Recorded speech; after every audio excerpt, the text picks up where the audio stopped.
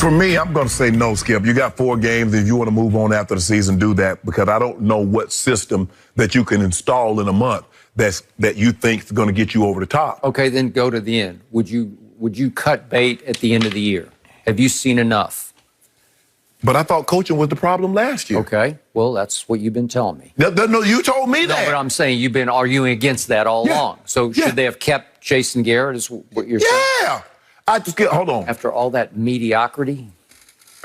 I bet you would give a pretty penny to be 500 right now, wouldn't you? What would you give right now to be 500 as we sit right here today? Should have been 10-6. We got decimated on offense. We lost 4 Pro Bowl offensive linemen and a quarterback who's made Pro Bowls. 6-6 Jason Garrett would have you in first place in the NFC East right now, Skip. Well, he's got the New York Football Giants as the offensive coordinator. And your guy right now, the main man, Skip Bayless, came out here. Ooh, he was happy when he found out Mike McCarthy was the head coach. Now, everybody told me last year it was coaching. It was Jason Garrett, 8-8. Skip gave the man name 8-8 Jason Garrett. I said, Skip, the man named Red. Everybody called him Red. No, 8-8. And then you told me Chris Richard. And you told me Rod Marinelli. So Jerry Jones says, you know what? I hear you, Chris. I hear, because Jerry Jones hears everything. I hear you. I'm going to get rid of the guy that's like a son to me. Gone on vacation. We've had family get-togethers. When we have a family get-together, Jason Garrett and his lovely wife right there, because we family. That is true. I'm going to jettison my son or someone that's close to me like a son. Just like Jerry Jr., just like Steven, just like Charlotte, the other. Yes, Charlotte. He did that to Jason. Mm-hmm. So what now? At some point in time, Skip, you're going to have to hold these players accountable. And you keep telling me, Jerry don't want to make the mistake that Philly made with old Walker to and Wentz. Yep. Well, he need to worry about the mistakes that he's already made by paying a bunch of guys that's not performing. Yep. At some point, you're probably right, Skip. They're probably going to move on from Mike Nolan.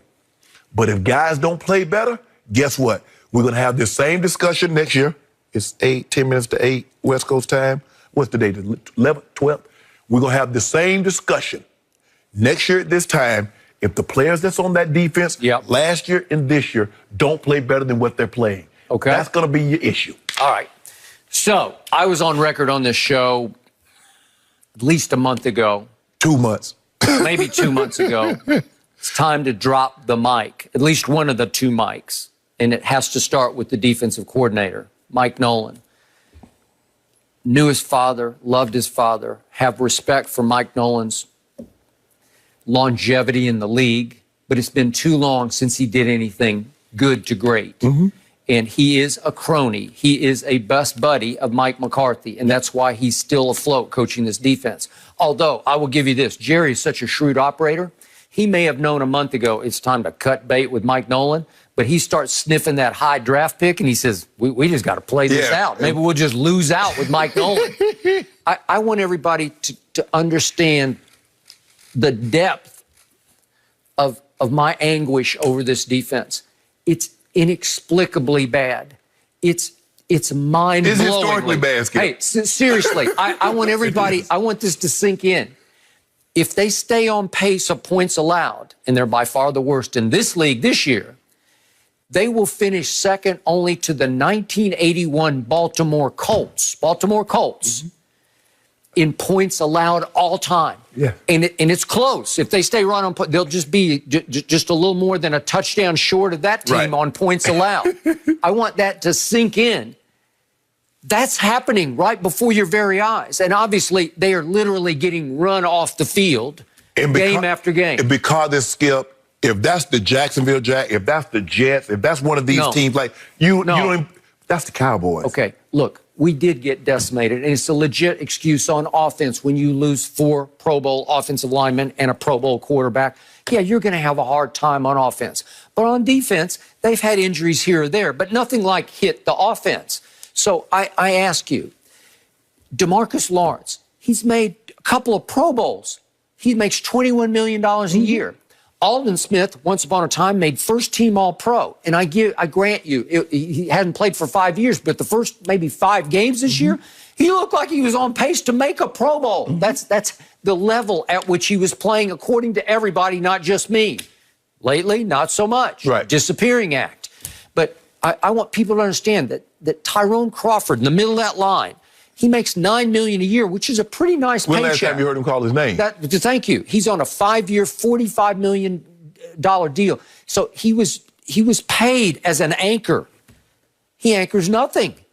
I don't even know that he's playing, but he plays high snaps. What about your linebackers? Talk about them. The two linebackers, they are Pro Bowl linebackers, both of them. In 2018, they look like they were about to take over the league. Yep. They're flying sideline to sideline. They're wrecking the New Orleans Saints on a Thursday night at Jerry World. And I'm saying, I got this. This is my future. These are just kids. And I give you, Van Der Esch was hurt for a good portion of the year.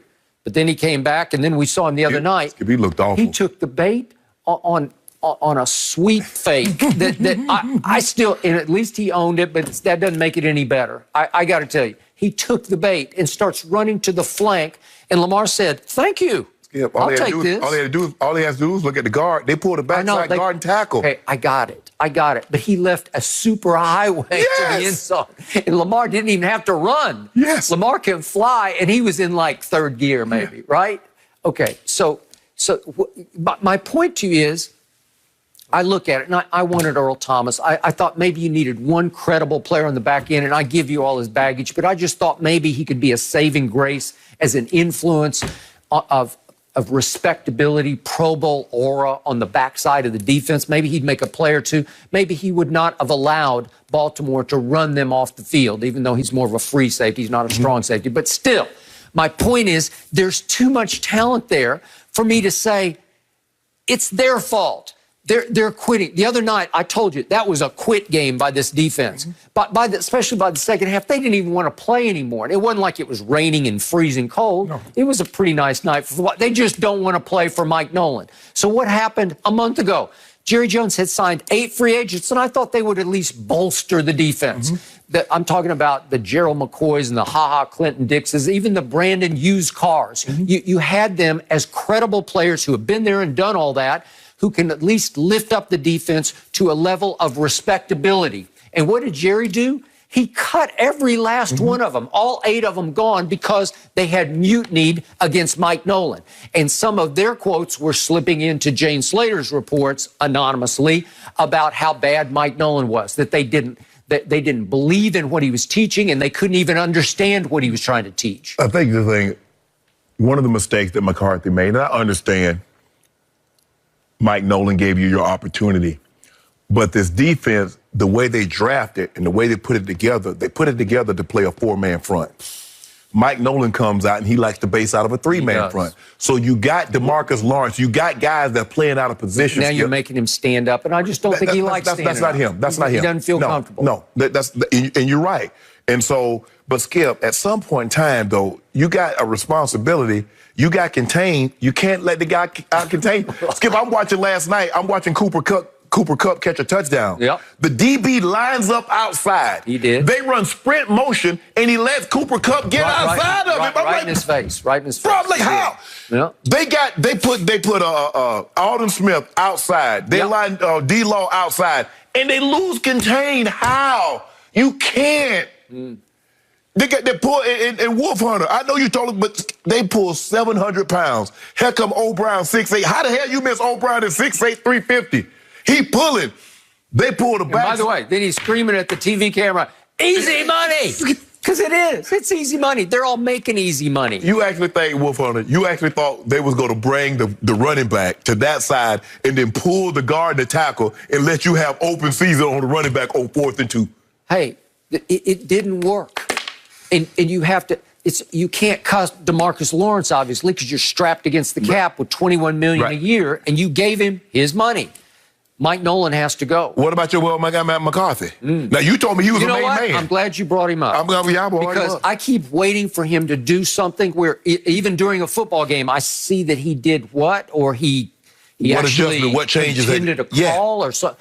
And all that I know he did was, his one moment of inspiration was to take a sledgehammer to a bunch of watermelons in the hotel the night before the Minnesota game, something that offended you, and it should have. And that's he gloated about it. Yeah. So what now? That's it. That's all he did. And supposedly that sprang that team into the day after to win 31-28 at Minnesota, and that's all I got. Was sledgehammer to watermelon. So what's the inspirational tool now? Because now you do realize that anytime like with a team meeting, you only get one a season. You can't have a team meeting, okay, guys, and then, okay, guys, it's time for another team meeting. Yeah. Okay, you've had your inspiration. You've had your moment. How many cantaloupes can you blow up? How many, what else are you going to blow up? Squashes? I don't know. At some point in time, Skip, you guys just got to go play. You just got to go play. But you have to believe in the people above you, and they have to be able to push the right buttons in you. Mike McCarthy don't make the playoffs next year, then what? You will keep it? He got a 5-year deal. I want Jim Harbaugh. I'll take him.